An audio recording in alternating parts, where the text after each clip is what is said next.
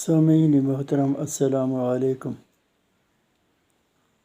میں ایک دن doctor professor Ghulam Jilani Balkh صاحب کی کتاب کا مطالعہ کر رہا تھا کہ دوران مطالعہ مجھے اس کی چند سوالات اور اس پر جو اعتراض کیے گئے بہت پسند آئے، اور میں نے اپنے پاس نوٹس بنا لیے اور آپ کی خدمت میں عرض کرتا ہوں۔ امید ہے آپ کو بھی پسند آئے گی اور جو قابل سننے کے قابل ہیں۔ تو ڈاکٹر صاحب فرماتے ہیں کہ ایک دن میں کالج میں اسلامیات کے مضمون پر بچوں کو لیکچر دے رہا تھا، اور میرا موقف یہ تھا کہ مصیبتیں گناہوں کی سزا ہیں۔ اس پر پروفیسر صاحب کہتے ہیں کہ ایک طالب علم نے مجھ پر سوال کر دیا اور اس نے کہا، سر، انبیاء اور اولیاء عموماً گناہوں سے مبرہ ہوتے ہیں، لیکن پھر بھی مصائب کا شکار بنتے ہیں۔ کوئی قتل ہوتا ہے، کوئی جیل میں پھینک دیا جاتا ہے اور کسی کو صلیب دی جاتی ہے۔ تو اس پر ڈاکٹر صاحب نے انہیں کچھ یوں جواب دیا، اور وہ فرماتے ہیں کہ مسرت عجیب عجیب رنگ بدلتی ہے، کبھی اچھل کود اور کبھی کہوں کے لباس میں جلوہ دکھاتی ہے۔ فرض کیجئے ایک بچھڑا ہوا بیٹا طویل مدت کے بعد ماں سے ملتا ہے، ماں کے دل میں مسرت کے ایک طوفان اٹھ کر آنسوؤں کی شکل اختیار کرے گا۔ ہم بعض اوقات کوئی گانا سن رہے ہوتے ہیں، کوئی ایک ایسا شعر آ جاتا ہے کہ دل جھوم اٹھتا ہے اور آنکھوں سے آنسوؤں کی جھڑی برسنے لگتی ہے۔ بعض لوگوں کو کم خوری، کم خوابی، جسمانی مشقت اور لذیذ حیات سے بھاگنے میں مسرت ملتی ہے۔ یونان کا فلسفی سقراط 4 دن کے باسی ٹکڑے کھاتا اور بکری کے بالوں کا لباس پہنتا اور ایک ٹوٹے ہوئے بڑے مٹکے میں رہتا تھا۔ یہی حال ہمارے پیغمبر حضرت محمد صلی اللہ علیہ وآلہ وسلم اور آپ کے صحابہ کرام کا تھا۔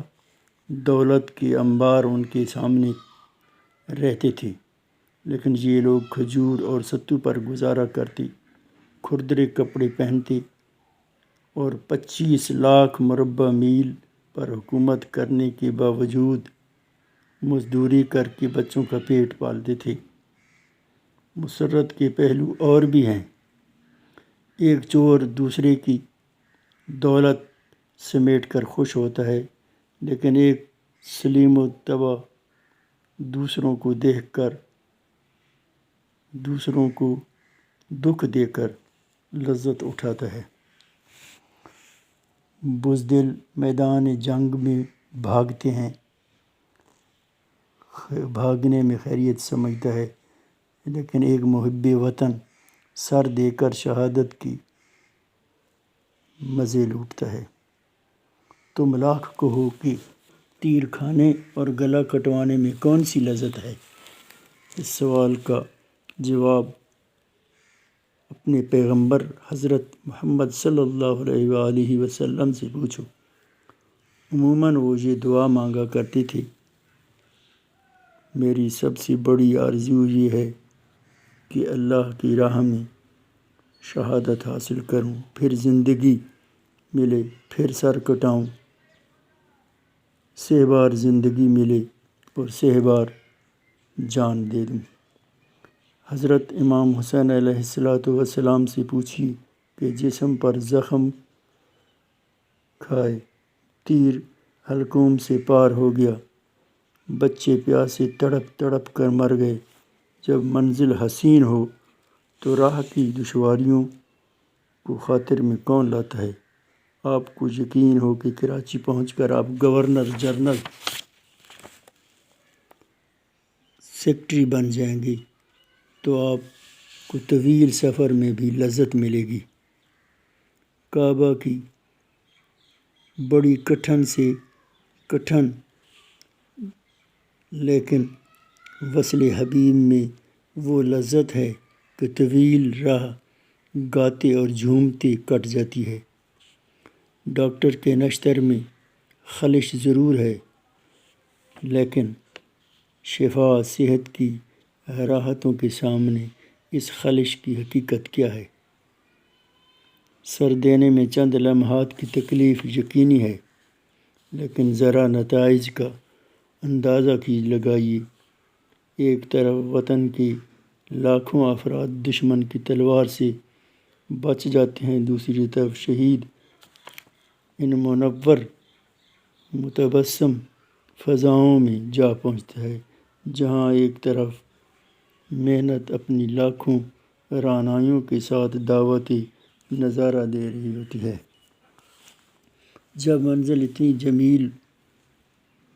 اتنی جمیل ہو تو راہ کی تمام دشواریاں راحتیں بن جاتی ہیں۔ اگر تم ڈاکٹر کے نشتر کو زحمت قرار دیتی ہو، اگر تم شوق وصل کو اضطراب کہتی ہو، اگر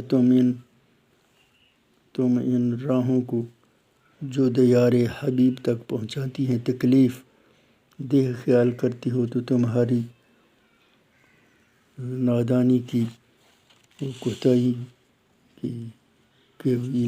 کا کوئی علاج نہیں۔ تم نے شمشیر شمر سے خون حسین کے ٹپکتے ہوئے قطرے تو دیکھ لیے، لیکن وصال حبیب کی وہ اضطراب اور وہ طوفان مسرت نہ دیکھ سکے جو دل حسین میں موجزن تھا۔ ہم نے مسیح علیہ السلام کو سپرد صلیب ہوتے ہوئے تو دیکھ لیا، لیکن ان کی لذت بے کراں کا اندازہ نہ لگا سکے جسے مرد کامل خرید رہا تھا۔ یقیناً تمہارا معیار لذت علم سخت ناقص اور سطحی ہے، اس لیے تم انبیاء اور اولیاء کی راحتوں کو مصائب سمجھتے ہو۔ تم